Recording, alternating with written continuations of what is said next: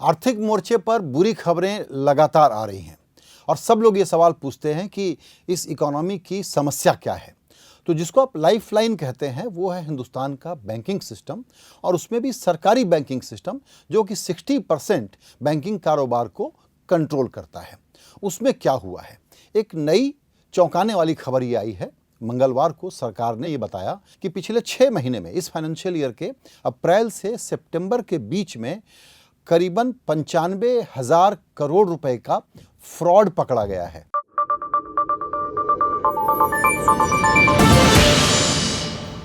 पाँच 5,700 केसेस ऐसे सामने आए हैं जिसमें 95,000 यानी समझ लीजिए 1 लाख करोड़ रुपए का फ्रॉड पकड़ा गया है।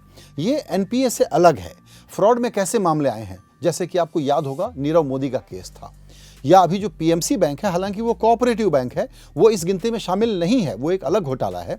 या मान लीजिए कि गलत फर्जी एलसी खोल दी, गलत कागजात के पर्सनल गारंटी के कागज़ दे करके लोन ले लिए, या एटीएम से पैसा चोरी हो गया, या इस प्रकार की जो धोखाधड़ी होती है उस प्रकार के मामले हैं। और ये मामले जब पता लगते हैं उसके पहले हो चुके होते हैं। तो ये पता लगे हैं पिछले 6 महीने में, हुए होंगे करीबन 2 साल पहले। जो 100 करोड़ के ऊपर के मामले होते हैं उसका बैंकिंग सिस्टम को पता लगता है करीबन 4 साल के बाद। 48 से 55 महीने लग जाते हैं ये जानकारी आने में कि यहाँ पर तो फ्रॉड हो गया है। तो ये ताज़ा आंकड़े क्या बताते हैं और क्यों चिंता का विषय है। हमने बहुत सुना था कि फ़ोन बैंकिंग बंद कर देंगे, बैंकिंग को चुस्त दुरुस्त कर देंगे, यहाँ पर कोई घपला होने नहीं देंगे। हमने ऐसा चाक चौबंद बंदोबस्त कर दिया है कि कोई भागने नहीं पाएगा। उसके बावजूद अगर सरकारी बैंकों से 95,000 करोड़ रुपए का फ्रॉड सिर्फ पिछले 6 महीने में पकड़ा गया है तो ये खतरे की घंटी है। बैंकों का माहौल कैसा है इस वक्त, वो इस बात से आप समझ सकते हैं, क्योंकि पूरा माहौल चोर पुलिस का बन गया है। तो क्रेडिट ऑफटेक में आप देख रहे हैं कि बहुत कमी है, बहुत थोड़ा सा बढ़ावा उस पर इन दिनों में आया है। लोग कर्ज लेने को तैयार नहीं है, लोग कर्ज देने को तैयार नहीं है, क्योंकि कर्ज लेंगे तो लगाएंगे कहाँ, बिजनेस कहाँ करेंगे। तो वो चक्र बंद है। इस बीच में एक बड़ी चीज़ हुई थी जिसका नाम था बैंक्रप्सी कोड। लगा था कि सरकार ने एक क्रांतिकारी काम किया है, लेकिन वो कानूनी जंजाल में ऐसा फंसा कि पिछले 3-4 साल की जो मेहनत है उसके बाद उसमें रिकवरी हुई है सिर्फ 37%। यानी जितने मामले एनसीएलटी में भेजे गए और उसके बाद वो एनसीएलटी में गए, उसके बाद वो सुप्रीम कोर्ट में गए, बहुत सारे मामले अभी भी अटके हुए हैं। तो करीबन 2,500 मामले पहुँचे हैं बैंक्रप्सी कोड के तहत तय होने के लिए। सोचा गया था कि इसमें ज़्यादा पैसा आ जाएगा, ज़्यादा वसूली हो जाएगी, जल्दी वसूली हो जाएगी। बावजूद उसके, यानी 100 रुपए का कर्ज दिया था सरकारी बैंकों ने, तो उसके सामने रिकवरी हो रही है सिर्फ 37 रुपए की। अगर उसमें भी टाटा स्टील ने जो भूषण स्टील को खरीदा वैसे मामलों को छोड़ दें तो रिकवरी का रेट और गिर जाता है। एक मामला सामने आया है जो सुप्रीम कोर्ट में जाकर के तय हुआ, वो है एसआर स्टील का, कि अब उसको आर्सेलर को बेच दिया जाएगा और ऐसे मामलों में जो देनदार हैं, जो लेनदार हैं, उसका पहला हक बनेगा। तो वो जो लेनदार हैं, फाइनेंशियल लेनदार यानी कि बैंक, उनको पैसा मिलेगा। तो कहते हैं कि करीबन 90% की रिकवरी हो पाएगी एसआर स्टील के मामले में, जो लक्ष्मी मित्तल चुकाएंगे बैंकों को, और उसमें सरकारी बैंकों के हाथ में कुछ पैसा आ जाएगा। बुरी हालत में कुछ जो रिकैपिटलाइजेशन के लिए उनको एक तरह से पैसा चाहिए, सरकार जो थोड़ा थोड़ा डोज देती है उसके सामने एक बड़ी रकम उनके पास आ जाएगी। तो आईबीसी का भी एक्सपीरियंस आप ये नहीं कह सकते कि संतोषजनक रहा है, संतोषजनक से कम रहा है। अब एक ही उम्मीद बंधी है सुप्रीम कोर्ट के इस ऑर्डर से कि जो लोग इन मामलों को अटकाने लटकाने के लिए अदालती जंजालों का सहारा लेते थे वो शायद अब कम हो जाए और कुछ मामले जल्दी जल्दी निपटना शुरू हो जाएं। अभी करीबन जो ताज़ा आंकड़े हैं उसके मुताबिक 9.5 लाख करोड़ रुपए, करीब 10 लाख करोड़ रुपए का एनपीए अभी भी सिस्टम में एक तरीके से प्रोविजन करके बैंकों ने उसके लिए रखा हुआ है। इस प्रॉब्लम के ठीक पहले ये जो नंबर आया 95,000 करोड़ के फ्रॉड वाले मामले का, उसके पहले आरबीआई के गवर्नर शक्तिकांता दास ने क्या कहा वो समझ लीजिए। पिछले ही हफ्ते उन्होंने कहा कि सरकारी बैंकों में गवर्नेंस को मजबूत करने की ज़रूरत है। गवर्नेंस की मजबूती के कारण वहाँ फ्रॉड हो रहे हैं, गलत बिजनेस डिसीजन हो रहे हैं, उसका रिस्क मैनेजमेंट ठीक से नहीं हो रहा है। इसी प्रकार से एनपीए बढ़ जाते हैं और कैपिटल की कमी हो जाती है। इनको रोकने के लिए गवर्नेंस की कमियों को दूर करना बहुत ज़रूरी है। साथ ही साथ जो इंडिपेंडेंट बोर्ड बने हुए हैं उनका काम भी ढीला ढाला है और वो पक्के तौर पर निगरानी नहीं करते। उसकी वजह से भी कंट्रोल का मामला हो, चाहे ऑडिट का मामला हो, चाहे रिस्क मैनेजमेंट को और बिजनेस मैनेजमेंट के ऊपर नज़र रख के उसको टाइट करने का मामला हो, उस पर भी ढिलाई रहती है। तो ये वो इलाके हैं जहां सरकार को कदम उठाने की ज़रूरत है।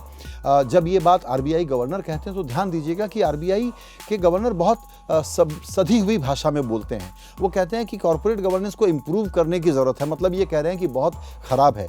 इतने बरसों की इतनी मेहनत, इतनी सख्ती के बावजूद अगर सरकारी बैंकों का ये हाल है तो ऐसे में मंदी की गिरफ्त में फंसे हुए भारत को निकालने के लिए जब तक पीएसयू बैंक की ये जो पाइपलाइन है वो चोक हो गई है, वो साफ़ नहीं होगी, क्रेडिट फ्लो चालू नहीं होगा, तब तक कुछ होने वाला नहीं है।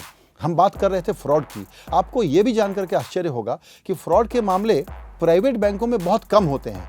जो टोटल फ्रॉड पकड़ा जाता है, जो आरबीआई के पास आंकड़े आ जाते हैं, जिसकी रिपोर्टिंग हो जाती है, उसका 10% से भी कम आप पाएंगे कि वो प्राइवेट बैंकों में होता होगा। यानी प्रॉब्लम सरकारी बैंकों की है।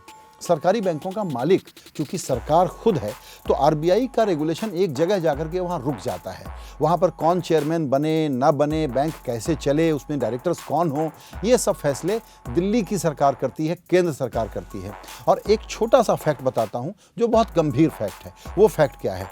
वो ये है कि पिछले 1 महीने से एसबीआई को छोड़ दीजिए, जो दूसरे 2 बड़े सरकारी बैंक हैं उसमें चीफ एग्जीक्यूटिव का पद 1 महीने से खाली पड़ा हुआ है। जैसे कि सरकार को कोई ये बहुत ज़रूरी बात नहीं लगती है कि ऐसे संकट के समय में सरकार के जो टॉप 3 बैंक हैं उसमें से 2 में चीफ एग्जीक्यूटिव इस वक्त है ही नहीं।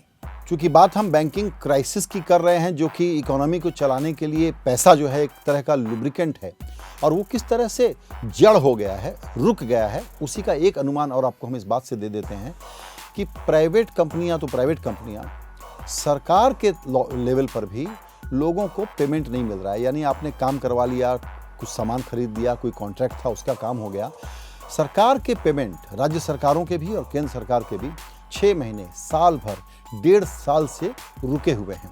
यानी वो पैसा अगर कोई एक एसएमई हो और उसको न मिले और उसने बैंक से कर्ज लिया हुआ है तो अब उसका मान लीजिए कि एनपीए होना और उसका भी उस कुचक्र में फंस जाना जिसमें उसकी कोई गलती नहीं है, ये बहुत स्वाभाविक है और बहुत सारे केसेस में ऐसा हो भी रहा है। ऐसे में एक और बड़ी वार्निंग देने की ज़रूरत है।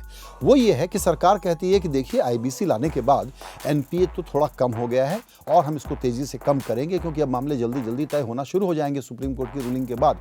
लेकिन ध्यान देने की बात यह है कि रियल एस्टेट में 5.5 लाख करोड़ रुपए फंसे हुए हैं। अभी अभी टेलीकॉम सेक्टर एकदम नई मुसीबत में फंस गया है जिसके लिए टेलीकॉम कंपनियां तैयार नहीं थी। यही हालत रिन्यूएबल पावर कंपनियों की है, जिसमें राज्य सरकार आंध्र प्रदेश जैसी कॉन्ट्रैक्ट साइन करके बैठी है जिसको कहती है कि हम नहीं मानेंगे। वहाँ पर इन कंपनियों ने कर्जे ले रखे हुए हैं, उनका क्या होगा? इसी तरीके से रोड सेक्टर में भी बहुत बड़ा एनपीए बनने का खतरा है। इसलिए जो एक्सपर्ट लोग हैं, जो बैंकर लोग हैं और जो स्टेक होल्डर हैं, वो सरकार को इस वक्त ये वार्निंग दे रहे हैं, चेतावनी दे रहे हैं कि पिछला जो बुरा हुआ सो हुआ, नया एनपीए इन 4 सेक्टर्स में न बन जाए, इसको युद्ध स्तर पर काम करने की ज़रूरत है। अलग अलग सेक्टर की अलग अलग ज़रूरतें हैं और प्रैक्टिकल व्यू लेने की ज़रूरत है। तो नेट बात यह है कि ये जो 4 सेक्टर हमने बताए, telecom, real estate, road construction sector और रिन्यूएबल पावर सेक्टर, इन चारों में एनपीए होने के खतरे लगातार हर दिन बढ़ रहे हैं। सरकार अगर जल्दी से इस पर कार्रवाइयाँ नहीं करती है, सेक्टर वाइज इनकी प्रॉब्लम को सॉल्व नहीं करती है और वो ये सोचती है कि नहीं, पहले किसी ने गड़बड़ की है तो उसको क्रिमिनल एक्शन के तहत पकड़ो, रिकवरी और रिजोल्यूशन का प्रॉब्लम हम बाद में देख लेंगे, तो ऐसे में ये पाइपलाइन चोक रहेगी और बुरा हाल हो जाएगा। बैंकिंग क्राइसिस बढ़ेगी, यानी जो कारोबार होना है वो नहीं होगा। यानी कि मंदी के गिरफ्त में अगर हम फंसते जा रहे हैं, हमारी अर्थव्यवस्था फंसती जा रही है, उसको निकाल पाना और उसको टर्न अराउंड कर पाना और भी मुश्किल हो जाएगा।